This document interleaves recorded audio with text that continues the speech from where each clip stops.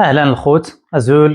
في هذه الحلقه غادي نتعلموا شي حوايج اللي هما الماكله ولا كتسمى فود. اف او او دي في الانجلي فود، كتقرا فود. كاين بزاف ديال الانواع ديال الماكله، مثلا the bread. هذه اول وحده، هذه باش عشنا وهذه باش كبرنا وهذه باش المهم هذه كنعرفوها بزاف في البلاد، اللي هو الخبز. اغروم اغروم اغروم الخبز. the bread، كتقرا bread. the bread. give me a piece of bread. عطيني واحد الطرف ديال الخبز. give me a piece of bread. meat. the meat. the meat. the meat هو اللحم. the meat هو اللحم.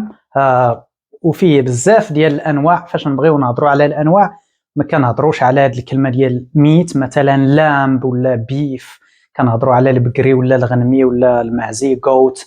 المهم بزاف ديال الحوايج. هذا في الجمل ما كنستعملوش ميت، غير الا بغينا نهضروا اون جينيرال كنستعملوا ميت اللي هو اللحم. اكسون. vegetables. the vegetables. vegetables vegetables. vegetables اللي هما الخضار، الخضار حتى هما راه فود. الخضر fruits لا ميم شوز بحال الفرنسي دي فخوي. fruit كتقرا fruits the fruits وهما الفواكه. عاوتاني كاين فيش هما إسلمان. فيش هما السمك ولا سميتهم دارجة ما نعرف. الحوت هو فيش. الحوت.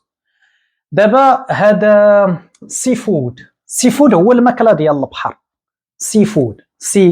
هنا سي هو البحر وفود هو الماكلة. فود سي فود يعني الماكلة ديال البحر. وفيش فور اكزامبل راه فيش الحوت هو واحد النوع ديال السي فود. فيش هو نوع ديال السي فود. والتوميتو مهم توميتو كاين اللي كيعتبروا فروت، كاين اللي كيعتبروا فيجيتابلز. انا كنعتبروا فروت، كنعتبروا فاكهه. هذه هي ماطيشه فاكهه بالنسبه لي انا. توميتو ماطيشه. بوتيتو راه نفس الشيء باش كتكتب مع توميتو كيتقراو بنفس السيستم.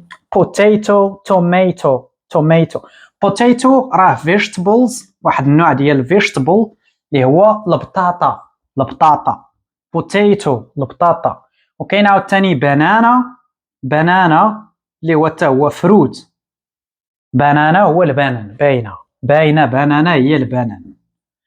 وممكن ناخذ واحد ليكزامبل مثلا ديال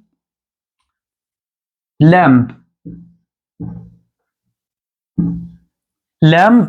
هو واحد النوع ديال الميت. لامب هو الغنمي، اللحم الغنمي كنقولوا ليه لامب. وكاين بزاف، كاين بيف هو البقري، وكاين غوت هو المعزي. المهم غير عقلوا على هذه لامب في هذه الحلقه. لامب هي واحد النوع ديال الميت اللي هي الغنمي لامب.